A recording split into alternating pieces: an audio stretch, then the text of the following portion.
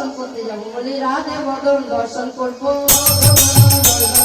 রাধে বদন দর্শন করবো, জয় রাধে শ্রী রাধে বদে রাধে বদন দর্শন করবো।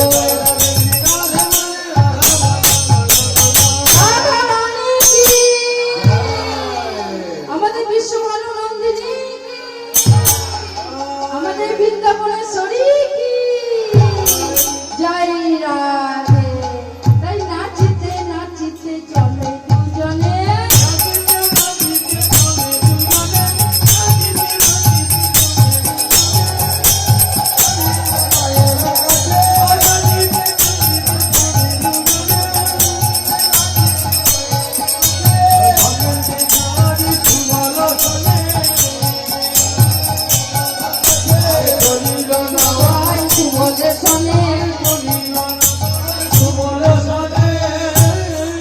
মা নন্দ রানী কি,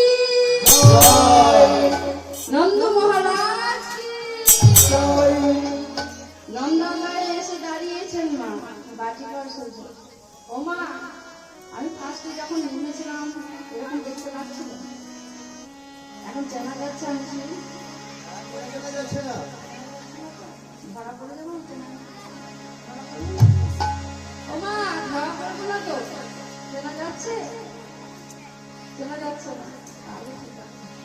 এবার নন্দ রানী কি, নন্দ মহারাজ কি, গোপাল কি। যেই নন্দ মহারাজ জয় দিয়েছেন অমনি নন্দ মহারানী ঘরের ভেতর নবনী বানাচ্ছে। আর যেই ছোট ছোট বাচ্চাদের ডাক শুনেছেন অমনি ভাবছেন গোপাল হয়তো গোচারণ থেকে ফিরে এসেছে। তাই সে ছুটে বেরিয়ে এসে দেখছে ছোট্ট ছোট্ট দুটি বালক কি করছে। তারা আজ কাঁধের মধ্যে একটা ভার নিয়ে খেলা দেখাতে এসেছে। কি খেলা? বাজি করে খেলা।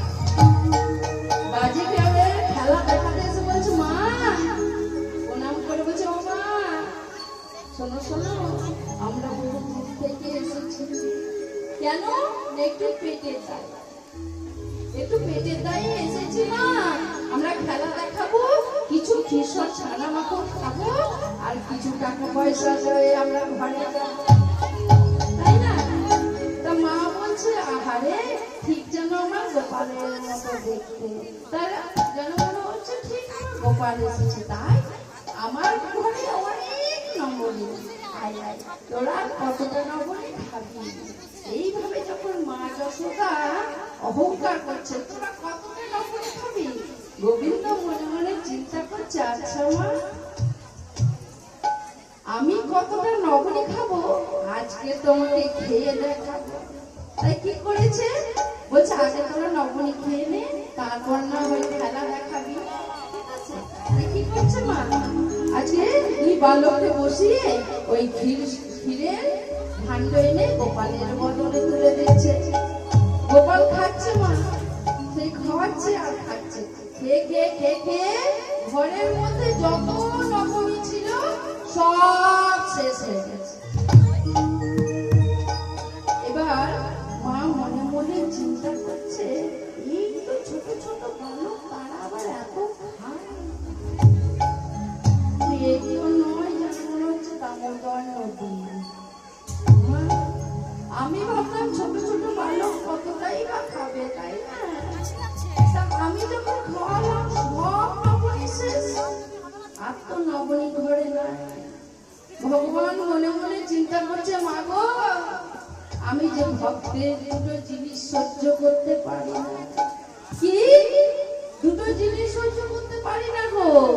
একটা হচ্ছে ভক্তের অহংকার, আর একটা হচ্ছে ভক্তের নয়নের জল। বলি ভক্ত মোর